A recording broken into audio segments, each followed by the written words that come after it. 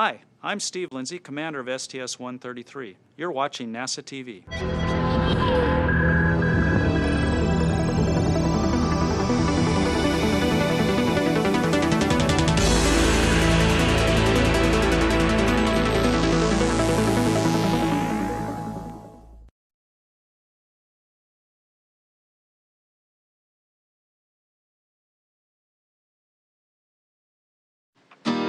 We've waited long for this day to come, for all the midnight lights are burnt into the morning sun. I can't wait to see your sweet mysteries, the moon, the stars, the sun, the universe, the galaxies. Fly home on your silver wings with your new song for the world to sing. Light this candle, make it right. Yes, you can change the world. True love discovers and she stands and she won't back down. Oh, yes, you can change the world. There is no other one. Believe and you will find blue sky.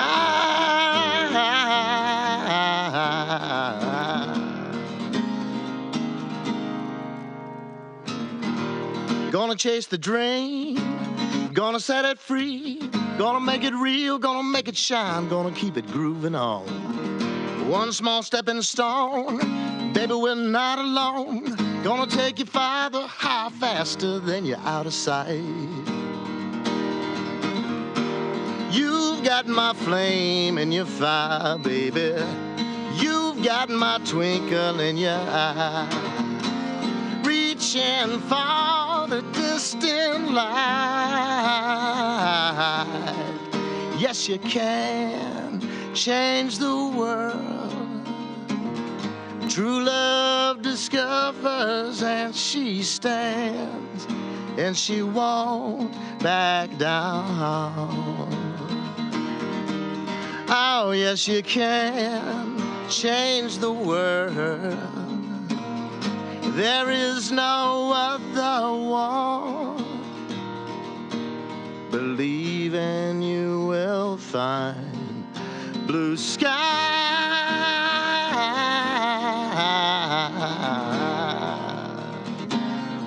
Don't you change too late.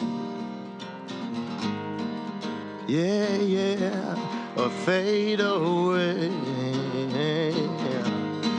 My stars won't wait.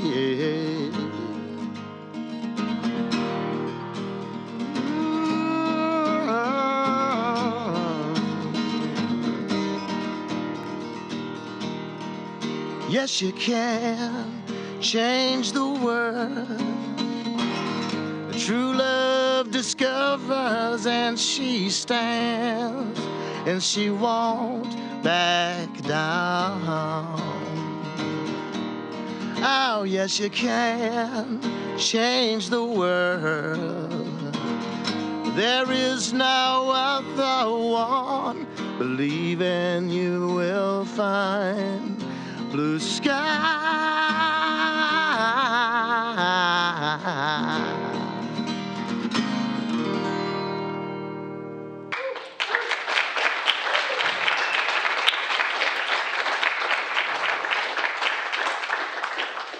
Good morning, Discovery. And your wake-up music this morning was brought to you live by Big Head Todd and the Monsters.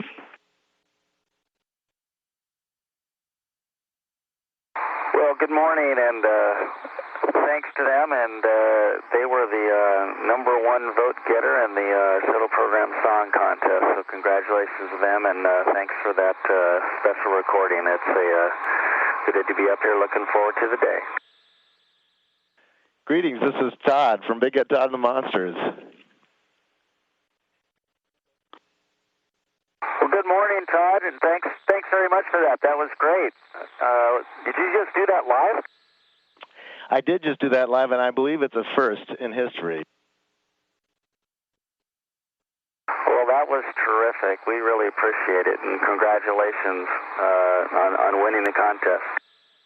Well, on behalf of Big Head Todd and the Monsters and songwriters and artists everywhere, we just want to thank you so much for your courage and your bravery and your effort in just giving all of us a better shot at knowing more. And it's very inspirational to the arts as well. And I just want you to be home as safely and as soon as you can.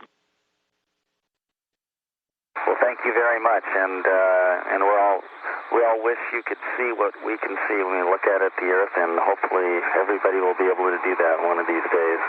Hopefully sooner rather than later. Well, we'll work on that together. Thank you so much. You bet. That was Todd Park Moore of Big Head Todd and the Monsters talking with the crew of the STS-133 mission on board Discovery.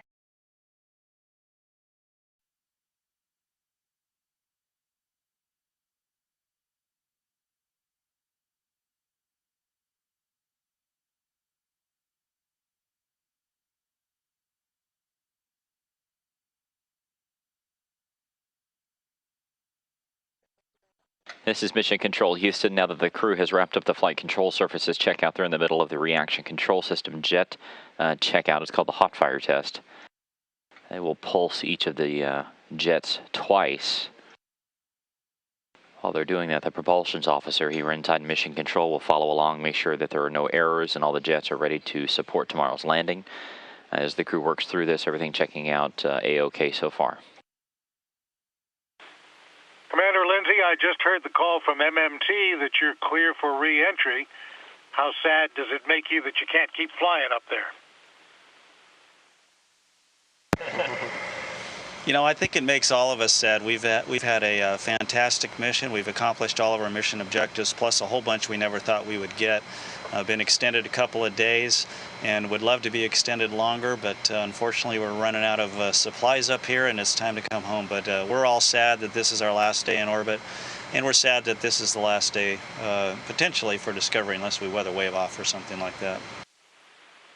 For Commander Lindsey and a couple of other crew members, tell us something about Discovery that we don't know. What are the quirks of this particular ship? Where does it make noises in the middle of the night? Did you find anything tucked in the compartments you didn't expect?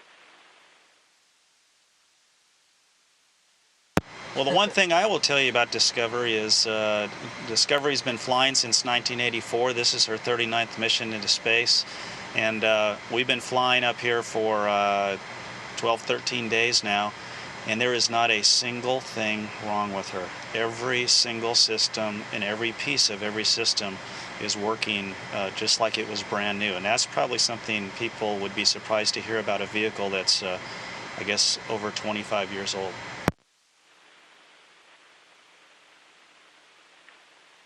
You know, sometimes people who do renovation at He's waiting for it. Sorry about that. I think I'll continue along Steve's line there, and that in addition to the systems operating beautifully, you look around, whether you're on the flight deck or the mid-deck or even out into the payload bay and on the outside of the vehicle, and it really does look brand new. You get that sense that, you know, that maybe we're the first ones to travel on her, and we've tried to treat her well, and she certainly has done that for us. And I think I was reading your mind there. I was thinking about people who renovate and restore old vehicles and keep them in really pristine condition.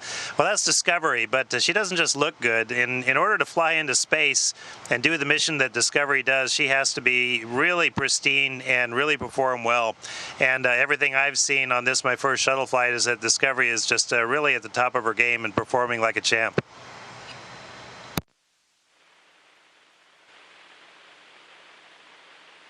And what's it going to say on the plaque at Smithsonian about Discovery's accomplishments and history, in your view?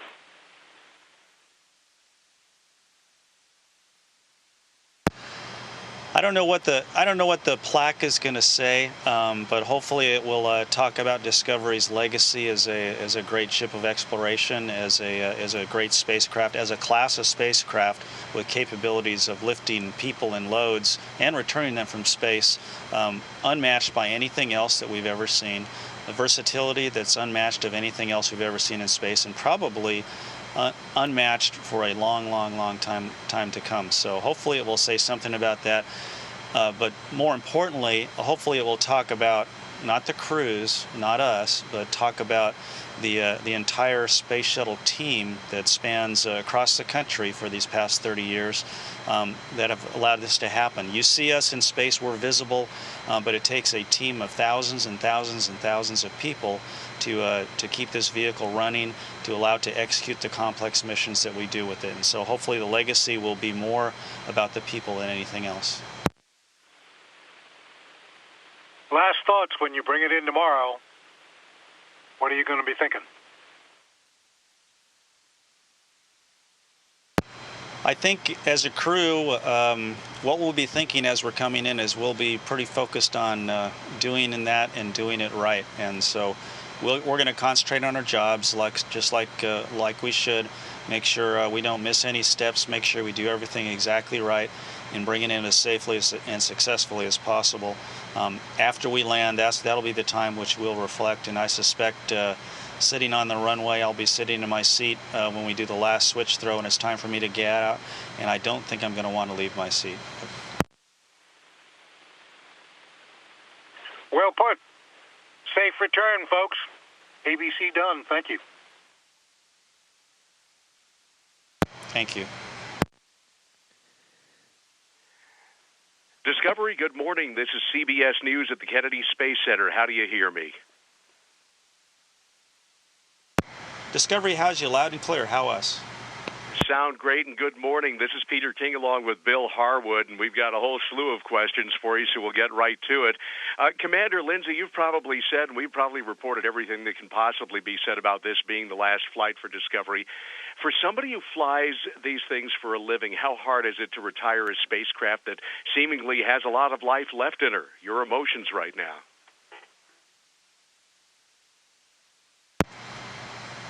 I guess it's very it's going to be sad when it's over, when we land tomorrow or the next day. I guess the hardest part of this for me is giving up the capability, because if you really look at what this spacecraft does, it can do everything except leave low Earth orbit. It's a science laboratory. We can dock with space stations. We helped build the U.S. segment of the U.S. OS section of the International Space Station with these vehicles, hauled cargo and people up and down with up mass and down mass that's unmatched anywhere. We deployed the Hubble Space Telescope with this vehicle. It starts out its life as a rocket, becomes an orbiting laboratory or a docking vehicle, maneuverable spacecraft on orbit, and lands like an airplane. And that capability is unmatched anywhere, and probably will be unmatched for many, many, many years to come. And so giving up all of that capability and the amazing versatility of this spacecraft is what's most difficult for me, and probably for everybody that's working on the program. And along those lines, for Nicole Stott, with so much uncertainty right now in the future of U.S. human spaceflight, what are your concerns, and what are the things that most excite you about what's ahead?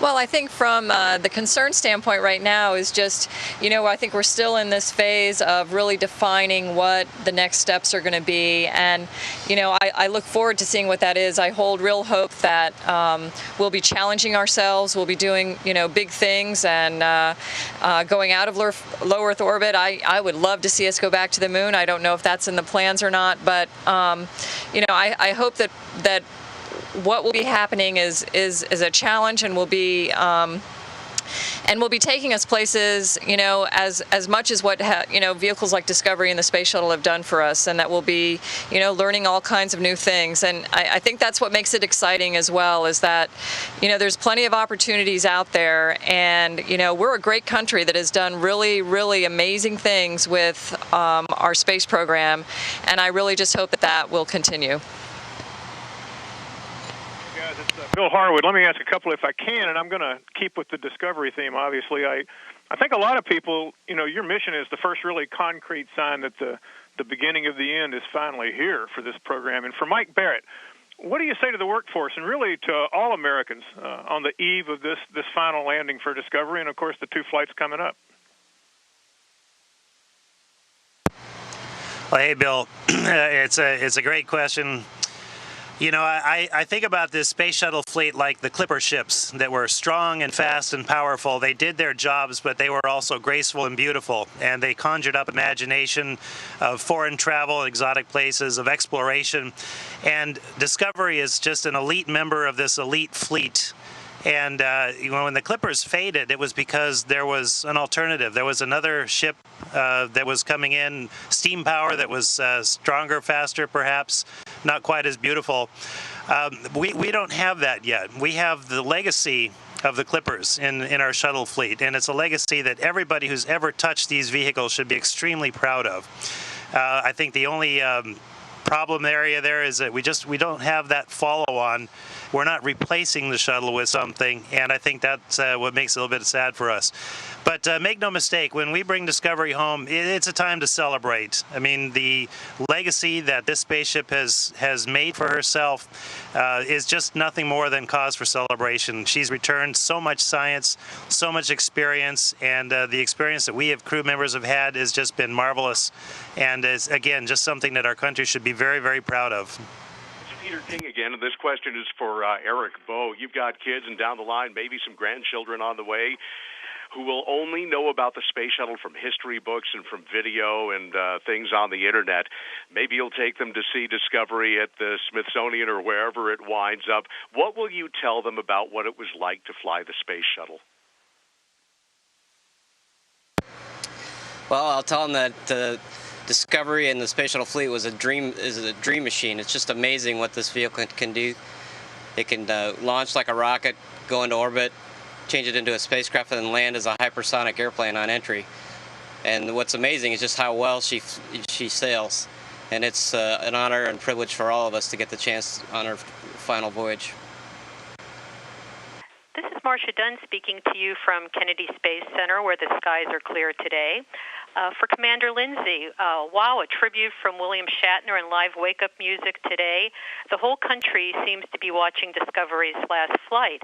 I'm wondering, can you sense all the attention that's going on down here, and what's the mood up there for you like? And is it all sadness, or please elaborate? Well, as far as the attention Discovery is getting on the ground, honestly, I have no idea about that. We get a little bit of news up here. I haven't had time to read it for several days, so we've been focusing on doing our job. So as far as what's going on in terms of attention, I have no idea. What we're feeling is we're obviously in our last day of orbit, and we're getting taking every chance we can to look out the windows. So we're kind of sad that this is the last day. We wish we could have a few more days, but it's time for us to come home. But we're mostly enjoying this last day, getting ready for entry, looking out the windows, and just thinking about the great experience we have and the success of our mission. And we're getting ready now to focus on this final task we have tomorrow, which is to do the deorbit prep safely, enter safely, and then land. And I think once we land, then we'll all have time to really reflect on what we did, and that we got to fly this final flight of Discovery, which is truly an honor for all of us. We've been talking about Discovery retiring, and the fact that there really isn't a replacement for the space shuttle.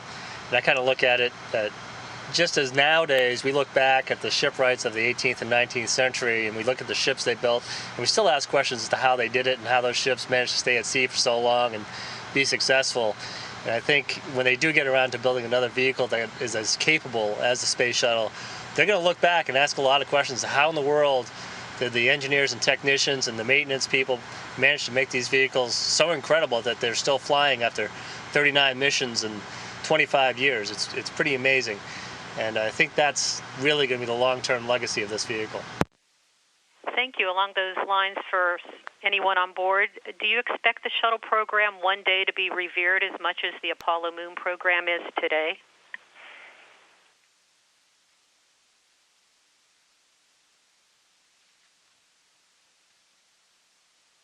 I guess it's my turn to wax poetic.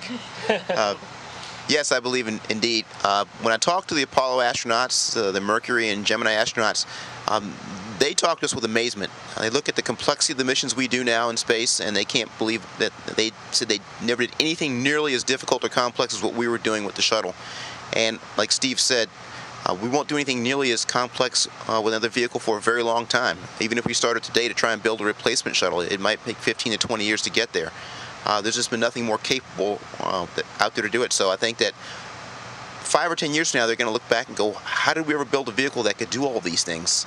This was a pretty bold and audacious thing to put together back in the 1970s, and I just don't know that we have that audacity now to build something nearly as ambitious as the shuttle is.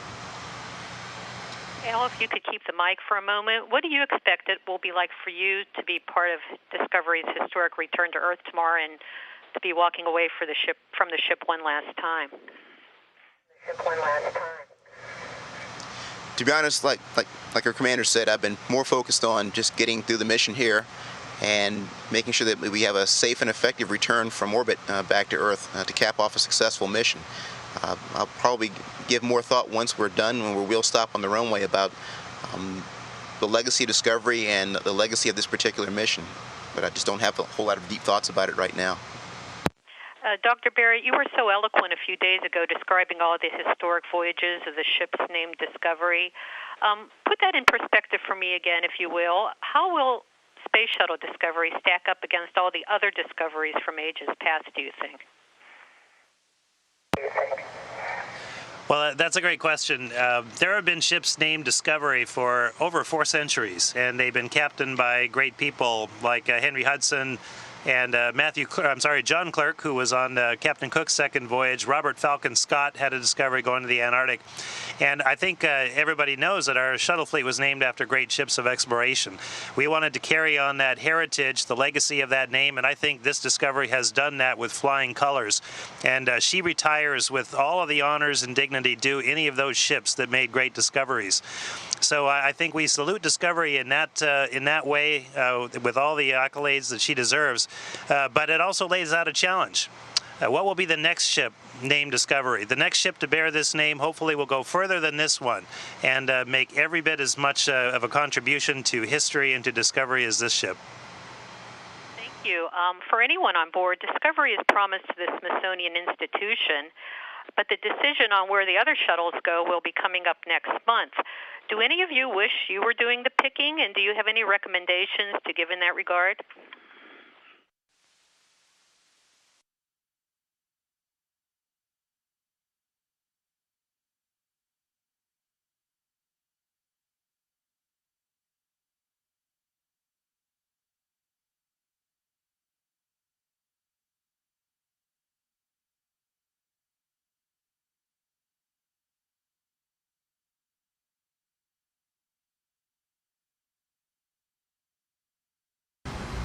Hi, I'm Steve Lindsey, commander of Space Shuttle Discovery on Discovery's final voyage into space, her 39th trip into space. We've prepared a more formal tribute to Discovery that we will put together later. But for now, on this final day on orbit, I'd just like to get each crew member to say a few words and their thoughts of Discovery. For me, Discovery is a very personal thing, because I've actually flown Discovery 3 times now. My first flight I flew in 1999 on STS-95 when we brought Senator John Glenn back into space. I flew her again as one of the return-to-flight test missions, STS-121 in 2006, and then finally STS-133, her final flight. So Discovery is a very special vehicle to me. Discovery has contributed greatly to the Space Shuttle program. She's flown a good portion of the major, most significant flights in the Space Shuttle program. She deployed the Hubble Space Telescope, 13 trips to the space station, contributing to the assembly of the space station in a very big way. She's been to the Mir space station. She's done science missions. She's done all of the return-to-flight test missions, both after Challenger and after Columbia, bringing us back into space after those tragedies. on this final day on orbit, when I think about Discovery, I think about all that. I think about all the people that went before us on this vehicle, but mostly what I think about are the thousands and thousands of people across the Space Shuttle program these past 30 years who designed this vehicle, built this vehicle, have taken care of this vehicle, and operating this vehicle, not just from the cockpit, but also those who operated this vehicle from the ground. And that is her greatest legacy to me. The lights on. I remember marveling at the Space Shuttle at the New Air and Space Museum when I was a teenager. And now as we fly Discovery's final voyage, I still marvel at her today. I would also I would call the Space Shuttle Discovery a dream machine, and it's the people that make the ship, the people that are involved in all our training, and it's a testament to the people that maintain her, train her, that the first flight is as clean as it is on the final flight. We're backed up and launched. In 1948, in Europe, after the ravages of World War II, a bunch of wild-eyed scientists got together and mapped out a vision for the future. Among them was Wernher von Braun. He saw a vision where we'd have of mankind pushing out into the solar system on a pyramid of space stations being serviced by a fleet of shuttles that went to and from the Earth. Here we are at the turn of the century, the 21st century, with a fleet of shuttles that does just that, and a space station that could potentially be a platform for leaping off into the solar system. Discovery is one of those workhorse vessels that guide us off on that vision and has us going. It will take us into the future, and hopefully will be a model for how we do this later on in the 21st century.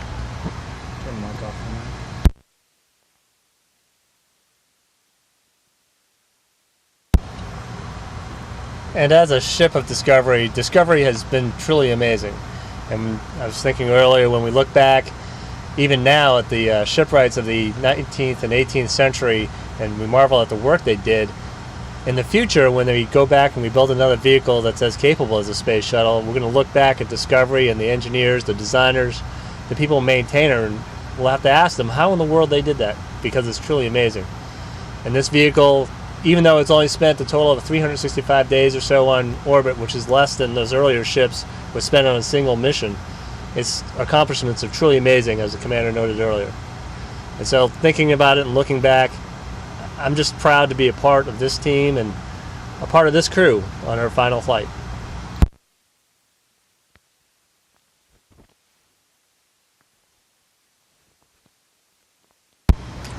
Well, I know a lot of sailors out there are familiar with the term sea kindly. You use those words of a vessel that just is strong and powerful, yet easy to handle, and works very well at sea. And I think Discovery is that way. She's space kindly, if you will. She points where you steer her, she hauls what you put in her hold, and she just performs magnificently. It's an incredibly powerful machine. It leaps off the planet. We were firing the thrusters a little bit earlier, and it's just amazing how this ship can maneuver. And I think that one of the greatest legacies is going to be the space station that we just left. When you look at the space station, you think, my gosh, that is so big. How on earth did we get 1 million pounds to orbit? Well, this space shuttle helped to get a lot of that mass up there. I think the legacy that she leaves behind is quite incredible. And all that makes her strong and powerful and gives her that sea-kindly nature is all the hands that have taken care of her, that fiercely defend her and service her when she gets back to home port. And even though it's the last time, we really do look forward to bringing her back to her home port and back into those caring hands.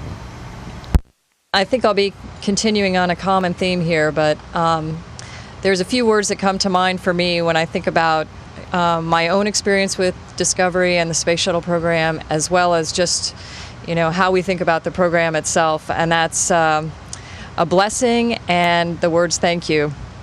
And for me, out of college, I was very, very fortunate to be hired on by NASA at the Kennedy Space Center, and this is over 20 years ago, and have the opportunity to work up close and personal with these just incredible, indescribably beautiful vehicles. And I have a vivid recollection of coming to work at KSC one of the first days, and I was very fortunate to be working in the orbiter processing facility, which is the big hangar where we take care of the orbiter part of the space shuttle. and having somebody walk me into the facility, out into the middle of the floor, and asking me if I knew where the space shuttle was, and I looked around and couldn't see anything. The gear wasn't deployed, and I remember looking up and seeing this just wall of black tiles, and from that very second being just so overwhelmed and impressed by the orbiter. And I'd like to just say thank you to all the people who have taken such great care of her, of Discovery and the other space shuttles, and making it a safe place for us to live and work up here. And there's tears coming, so I'll stop very soon. But I'm looking forward, like Mike said, to bringing her home to the people who care for her most, and to the time when we're on that runway and we can look back and still see her standing on her own gear with her own proud wings holding her up before she goes back to that hangar for the last time. And thank you.